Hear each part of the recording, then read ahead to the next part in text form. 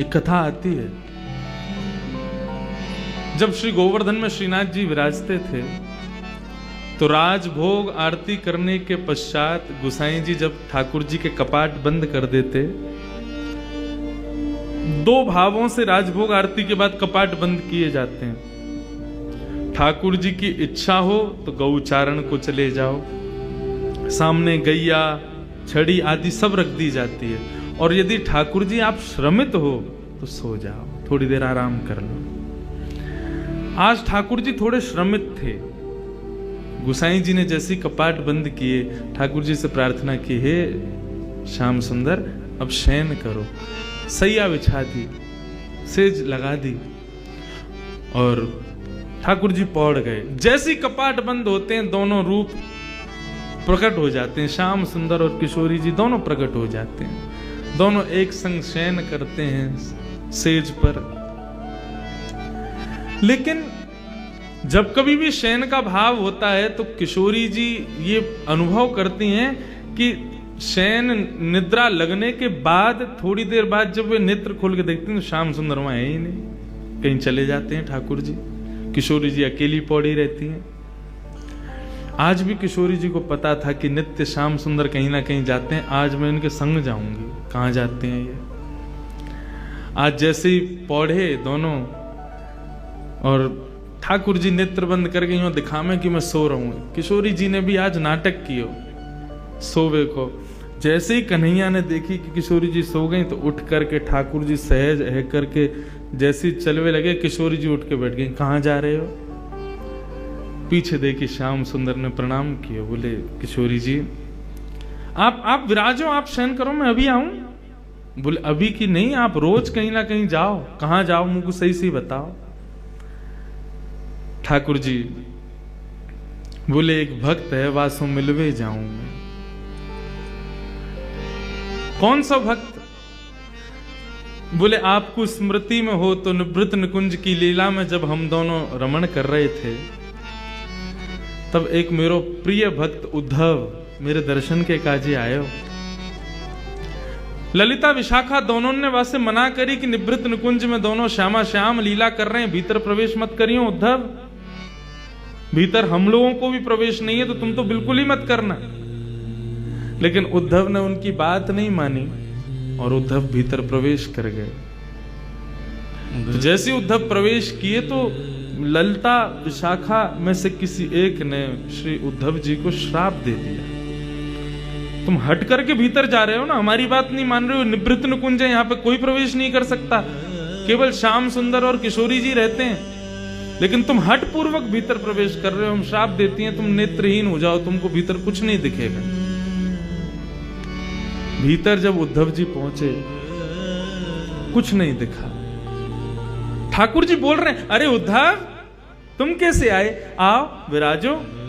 उद्धव जी बोले लाल जी आप कहां हो? बोले मैं यहीं तुम्हारे सामने बैठा हूं। उद्धव जी बोले लेकिन मुंह को दिख तो नहीं रहे भगवान। किशोरी जी बोली अरे उद्धव ने ध्यान से देखो, हम सामने ही तो बैठे हैं तुम्हारे। उद्धव जी ने खूब प्रयास किया लेकिन ठाकुर जी नहीं दिखे। यमुना जल से जाकर के नेत्रन को प्रक्षालन किया लेकिन फिर भी ठाकुर जी को दर्शन नहीं भयो। तब ठाकुर जी उद्धव जी को लेके बाहर आए। विशाखा से पूछी उद्धव को दर्शन क्यों नहीं है रे? तब विशाखा ने बताई कि हमने श्राप दिया है, निवृत्त निकुंज में बिना आज्ञा के प्रवेश कर रहे थे इसलिए श्राप किया है कि ये देख नहीं पाएंगे। उद्धव जी चरणन में गिर गए, भगवान मैं आपके दर्शन के बिना कैसे जीऊंगा? ठाकुर जी बोले उद्धव तुम चिंता मत करो, अब कलिकाल में मैं और किशोरी जी दोनों धराधाम पर लीला के लिए विराजेंगे और वह लीला को दर्शन सबको नाय हुए करेगो, कछु प्रेमी जनन को ही हुए करेगो। उन प्रेमीन में तुम अग्रगण्य होगे और तुम मेरे प्रिय भक्त सूरदास बन करके इस धराधाम पर विराजोगे। और श्री उद्धव जी महाराज ही सूरदास जी के रूप में पधारे। जा दिन से सूरदास जी शरणागत भय श्रीमद वल्लभाचार्य जी के, वादन से नित्य राजभोग के बाद ठाकुर जी छलांग के चले जाएं और सूरदास की कुटिया में बैठ कर के वहां पर सूरदास के सुंदर भावन को श्रवण करें। मेरो प्रिय उद्धव है। ठाकुर जी बोले मैं वहीं जा रहा हूं। किशोरी जी बोली मैं भी चलूंगी संग में। आप अकेले नहीं जाओगे। और यदि आप अकेले गए, मोकू नहीं लेके गए संग में, तो मैं आज गुसाई जी से आपकी शिकायत कर दूंगी। ठाकुर जी जब घर में विराजते हैं ना, सेवा में विराजते हैं, अपने अर्चक से थोड़ा भय खाते हैं। मेरी तो खूब लड़ाई हो गई मेरे लाल जी से। कभी श्रृंगार में अगर विक्षेप है रहे हो, कोई और बात हो, मैं तो डांट फटकार दूं खूब। अरे तो नेह भी तो लड़ा रहे हैं, तो डांटवे को अधिकार भी वही को है जो प्रेम से चर्चा करे। हम सुख को विचार करें, यही हमारे डांटे। माता पिता ऐसे ही बोलते हैं, तेरो भलो चामे, या हमारे डांट रहे हैं। ऐसे हम भी आपके सुख को विचार करें, यही हमारे डांटे। काउ दिन ठाकुर जी यदि तैयार ना हो, मैं काउ दिन मुकुट उठा उठा के फेंकें। तो देखो, ठाकुर जी की सेवा में 2-3 विषयों का भाव रखना है। ये जो मूर्छल आरती के समय होती है ना, चंवर तो होती है कि कोई अला वला लाल जी को नहीं लगे। मोरछड़ क्यों होती है? मोरछड़ के भीतर जो मयूर पंख हैं, जब वो हिलते हैं तो ठाकुर जी उनको देखने में व्यस्त हो जाते हैं और यशोदा मैया इतने में आरती कर देती है। नहीं तो छोटे बालक की मैया जब नजर उतारे तो बालक कहाँ रुके, कभी यहां भागे कभी वहां भागे। ये हमारे मूर्छड़ को भाव है, ताकि ठाकुर जी को ध्यान वहां की तरफ केंद्रित रहे, ठाकुर जी मुस्कुराते रहे और यशोदा मैया उनकी आरती करते। ऐसे ही प्रत्येक भाव में जब श्रृंगार करते हैं तो ठाकुर जी के सन्मुख कुछ भोजन के पदार्थ रख दो, कुछ खिलौना रख दो। हमारे बाल भाव में ऐसी सेवा है, ठाकुर जी के पास में कुछ खिलौना रख दो, कुछ भोजन के पदार्थ रख दो, फिर श्रृंगार करो। क्यों? ठाकुर जी फिर श्रृंगार गिरेंगे नहीं अपना। ये जो बार बार मुकुट गिरे, बार बार माला गिरे, ये सब नहीं होगा। ठाकुर जी सहज श्रृंगार करवा लेते हैं। लेकिन कई बार ऐसा होता है कि खूब सारे खिलौने धर दिए, खूब सामग्री धर दी, लेकिन ठाकुर जी फिर भी श्रृंगार गिर दें। ठाकुर जी पता चल जाए ये सब मेरे ध्यान भटकावे के काजे है। तू तो मोर पंख लगा के मुकुट धरा के चलो जाए, पूरे दिन मेरे सर में कितनो दर्द हुआ तो क्या पता, उठा उठा के फेंके फिरवाए।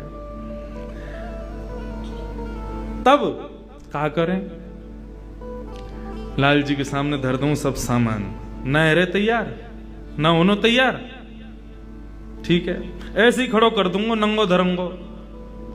सबरे दर्शनार्थी आवेंगे, आकर के जैसे ही देखेंगे फिर तुम्हारी ही निंदा होगी। सबरे फोटो खींच खींच के ले जाएंगे, लंगोटी में खड़े रहेंगे, सब जगह डाल देंगे, फेसबुक इंस्टाग्राम पे सब देखेंगे। इंद्रेश जी के ठाकुर जी देखो लंगोटी में खड़े हैं। मैंने कि एक बार और प्रयास कर रहा हूं, तैयार हो जाओ। और वास्तव में जैसे प्रयास करें, ठाकुर जी फिर से तैयार हो गए। यदि इस भाव से कभी कभी ठाकुर जी को डांटा भी जाए ना, कोई दोष नहीं, ये भी तो प्रेम है। प्रेम करने वाला ही तो डांट सकता है, प्रेम करने वाला ही तो तेज आवाज में बोल सकता है। किशोरी जी बोली, मैं गुसाई जी से शिकायत कर दूंगी तुम्हारी। ठाकुर जी बोले, गुसाई जी से मत कहियो, बहुत डांटेंगे नहीं तो फिर मुंह को लेके चलो संग में। अच्छा चलो, लेकिन सुनो, शांत बैठियो और तुरंत जाएंगे, तुरंत आएंगे, ठीक है। किशोरी जी को संग लेकर के ठाकुर जी पहुंचे। कुटिया में सूरदास जी बैठे और सूरदास जी बैठ करके सुंदर ठाकुर जी के भाव गा रहे हैं। कौन कुटिल खल कामी मौसम, कौन कुटिल खल कामी मौसम, कौन कुटिल खल कामी मौसम, कौन कुटिल खल कामी।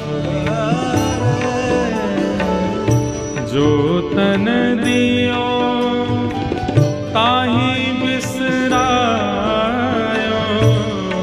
जो तन दियो ताहि बिसरायो,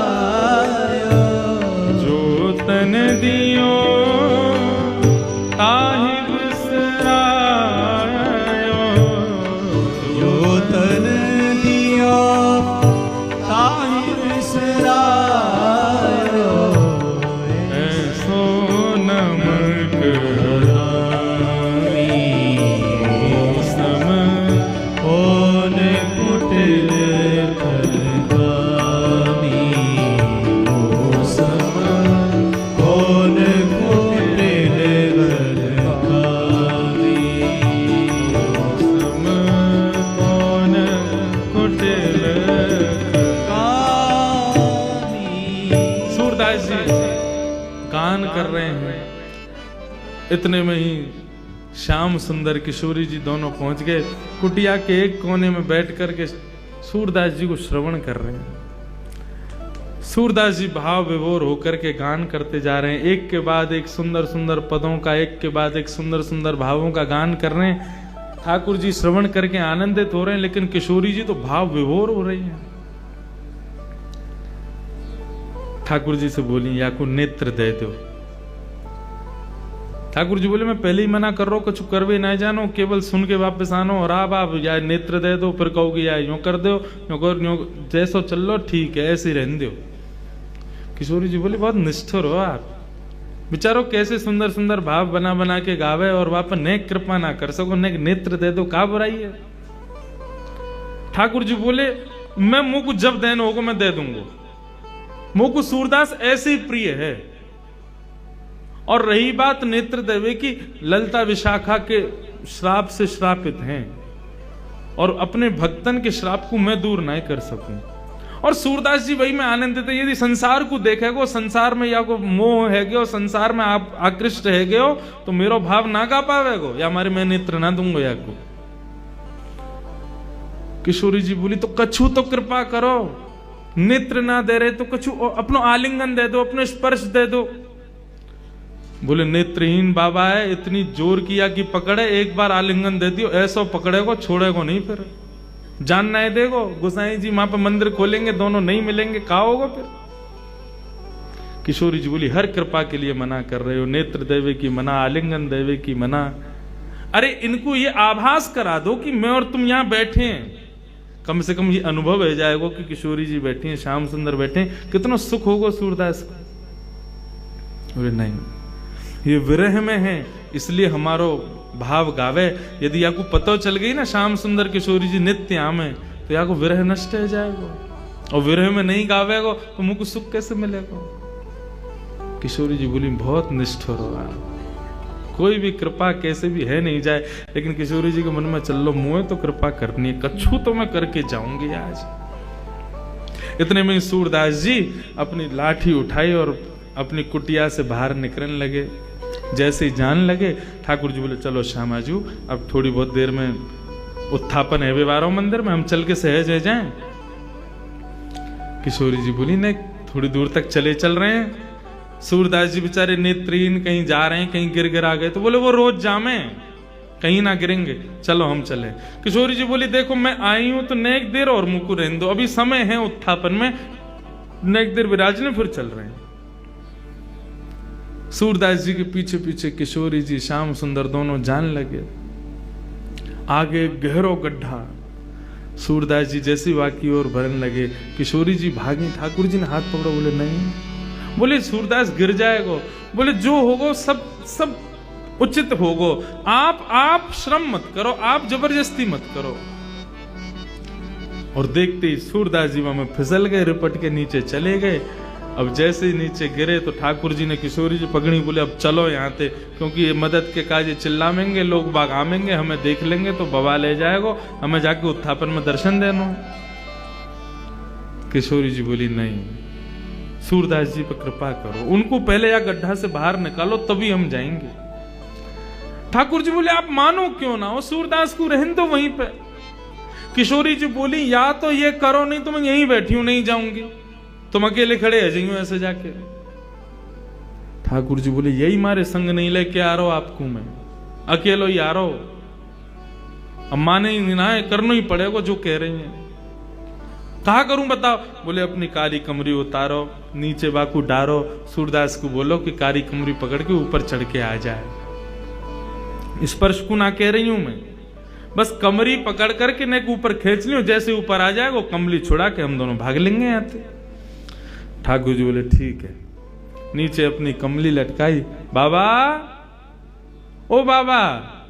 जैसे सूरदास जी ने बाबा शब्द सुनो, रोम रोम नृत्य करने लगो। बोले, स्वर साधारण मानव को नहीं है, ये स्वर साधारण जीव को ना है सके। जा स्वर को सुनकर के रोम रोम प्रफुल्लित है रहो, जा स्वर को सुनकर के मन रूपी मयूर नृत्य कर रहा है, जा स्वर को सुनकर के नेत्रन से अश्रुपात है रहो, जा स्वर को सुनकर के हाथ पांव कंपित है रहे। ये सामान्य मानव को स्वर ना है सके। कौन है भैया, कौन बुला रहा है? अरे बाबा मैं यही पास के गांव को हूं, आप गिर गए हो नीचे, आपकी सहायता करवे आया हूं बाबा। अच्छा भैया कैसे निकालेगो बाहर? बोले मैंने अपनी काली कमली यहाँ में डाल दी है, आप बाकू पकड़ करके ऊपर चढ़ जाओ, मैं खींच लूंगा। सूरदास जी बोले हाँ भैया कितकू है? बोले इतकू है। सूरदास जी गए, जैसे ही ठाकुर जी को पटका पकड़ो, पटका में से आ रही इत्र की सुगंधी, और ये इत्र की सुगंधी वही थी जो आज श्रृंगार के दर्शन के समय गोसाई जी ने इत्र प्रदान किया, तो वही इत्र है। सूरदास जी मनी मन प्रफुल्लित है गए, बोले ओहो ये तो निश्चित ही श्याम सुंदर पधारे। जैसे ही सूरदास जी ऊपर चढ़ने लगे, अकेले कन्हैया पे खींचे नहीं, नेक से कन्हैया। ठाकुर जी बोले खड़े खड़े देख रही हो, सब हमते करवा रही हो, आओ न खींचो मुको। सूरदास जी को ठाकुर जी खींच रहे हैं, ठाकुर जी की कमर पकड़ के किशोरी जी खींच रही है। बस यही तो चाहिए किशोरी जी को, कैसे कृपा होनी चाहिए। और जैसे ही खींच करके ऊपर लाए, सूरदास बोलो बेटा आज मत चूक जाइयो, बहुत वर्षन से चूक रहो तू, आज मत चूक जाइयो, पकड़ लियो। दोनों आए, जैसे ही बाहर निकले सूरदास जी ने ऐसी स्वयं को ठोकर लगाई कि ठोकर लगाते गिरे। ठाकुर जी तो हट गए, पीछे खड़ी किशोरी जी के दोनों चरण सूरदास जी के हाथ में आ गए। और जैसे ही हाथ में चरण आए, सूरदास जी ने कस करके पकड़ लिए। अब किशोरी जी को ठाकुर जी कहते जल्दी भगो, पकड़ ले गो बाबा। जैसे ही पाम छुड़ा के भगी तो किशोरी जी की एक पाजेब सूरदास जी के हाथ में रह गई। सूरदास जी ने तुरंत अपनी कांख में दवाई ली, बस मन ही मन बड़े प्रसन्न रहे। बोले इतना ही सही बहुत है, कछु तो है मेरे पास, कभी तो आवेंगे लेवे। जैसे ही दौड़े दोनों, किशोरी जी चली, श्याम सुंदर मुझको ऐसा लगे मेरी एक पाजेब की आवाज ना आ रही। जैसे ही अपने अंग चरणन को देखो तो बोले अरे मेरा पाजेब तो वहीं रह गयो, मेरी पायल रह गई कन्हैया, चलो लेके आवेंगे। ठाकुर जी बोले दूसरी धरा दूंगो, भाई लेवे मत चलो, ना ना वही चाहिए मुझको। अरे वो साधारण ना है, मेरी सखी सहचरीन ने कैसी मिन्नत करके कैसी मेहनत करवा करके बनवाई, और मुझको बहुत प्रिय वही चाहिए मुझको। ठाकुर जी बोले यही मारे ना लाऊं मैं तुम्हें, कितनो श्रम है रो, नेक देर में हमको सहज होनो, मंदिर में पहुंचनो, दर्शन करवे के दर्शनार्थी पधारेंगे सब, आप माने ना है। किशोरी जी बोली वही पाजेब चाहिए, चलो। ठाकुर जी गए लेकर के, दूर खड़े हैं, सूरदास जी बैठे हुए हैं, बैठ करके और प्रेम से हरि स्मरण कर रहे हैं। इतने में ठाकुर जी दूर से बोले बाबा। हाँ भैया फिरते आ गए? बोले हाँ बाबा, वो मैं यहाँ हमारे आयो कि मेरे संग में मेरी एक सखी और ही, बाकी एक पाजेब रह गई है, वो आपने धर ली है बाबा, बाकू दे दो। सूरदास जी बोले कौन सी पाजेब? बोले आपने धर ली है। अच्छा ये वाली पाजेब? बोले हाँ ये वाली। अच्छा कौन की है? बोले मेरे संग एक सखी पधारी है, मेरी सहेली है, बाकी है। बाबा बोले मुँह का पतो तेरी सहेली की है कि ना है, मेरी कोई मदद करवे आयो ना एक देर पहले, बाकी पाजेब रह गई, सो मैंने धर ली कि आवेगो तो दे दूंगो। अब मुँह का पतो कि जाने मेरी मदद करी, वो तो ये मुँह दिखे तो है ना। ठाकुर जी बोले अरे मैं ही हूं बाबा, मैंने ही कृपा करी, मैंने ही आपको निकारो बाहर।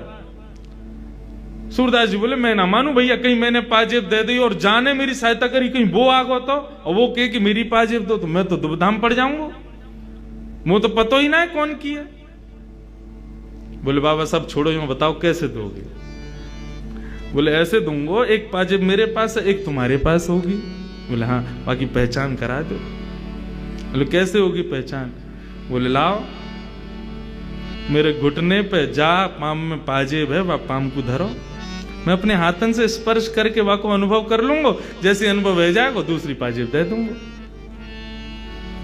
श्याम सुंदर बोले नहीं किशोरी जी ये नहीं करना है। किशोरी जी बोले चुप रहो, तुम जा रही हो। किशोरी जी आगे आगे बढ़ती जा रही हैं, अपनो पाम धरवे जा रही है सूरदास जी के सुंदर अंग पे। लेकिन ठाकुर जी बार बार रोके, किशोरी जी मत जाओ, बाबा पकड़ ले को। बोले आज पकड़न दो या को। जैसे ही समीप गई, किशोरी जी ने अपनो चरण सूरदास जी के हस्त कमल पर रखो। सूरदास जी ने जैसे ही वहां को स्पर्श किया, स्पर्श करके जब अनुभव किया, लाओ दूसरा चरण दो। दूसरा चरण लेकर के सूरदास जी ने अपने हाथन से पाजे पहना करके दोनों चरणन को पकड़ करके और अपने हृदय पर रख लियो। बोले अब नहीं जाओगे आप, अब नहीं छोड़ूंगा, अब यहीं रहोगे, मेरे पास ही रहोगे, मेरे संग ही रहोगे, और जाओगे तो मुझको संग लेके जाओगे, मैं जानू आप कौन हो। ठाकुर जी बोलो, किशोरी जी मैं पहले ही कह रहे हो ना, ये बाबा माने को नहीं, पकड़ ले को। किशोरी जी के नेत्र सजल है। बोले अब या बाबा को समय आ गयो, लाल जी या को दर्शन दो। ठाकुर जी गए सन्मुख। बोले बाबा कहा चाहिए? बोले कछु नहीं चाहिए, केवल हरि दर्शन की प्यासी अखियां, बस आप दोनों के युगल स्वरूप को दर्शन कर लूं, मेरा जीवन वही में ही आनंदित है जाएगा। श्याम सुंदर ने अपने हाथन से जैसे ही सूरदास जी के नेत्रन को स्पर्श किया, बोले बाबा नेत्र खोल करके देखो। जैसे ही सूरदास जी ने नेत्र खोले हैं, सामने युगल स्वरूप खड़ो भयो है। सूरदास जी पर कृपा करवे के काजे दोनों श्यामा श्याम खड़े करके मंगल दर्शन प्रदान कर रहे हैं। सूरदास जी एक एक अंग को दर्शन कर रहे हैं, आनंदित है रहे हैं, नृत्य कर रहे हैं, झूम रहे हैं, गा रहे हैं, बार बार प्रणतिपात निवेदन करके प्रणाम कर रहे हैं। ऐसा सुंदर युगल स्वरूप को दर्शन करके सूरदास जी आनंदित है गए। दोनों से कही अपने बरदस्त मेरे सिर पर धर दो, अपने चरणन की रज मेरे माथे से लगाए दो और मुंह पे कृपा कर दो। कहा कृपा करें? कर तो दई, दर्शन दे तो दिए। सूरदास जी बोले ना, मुंह को फिर से नेत्रहीन बनाए दो। जिन नैनन में आप बस गए, उन नैनन से अब दुनिया को ना देखना चाहूं मैं। आप कृपा करके मुंह को फिर से नेत्रहीन बनाए दो। ऐसी करुणामयी है श्री किशोरी जी।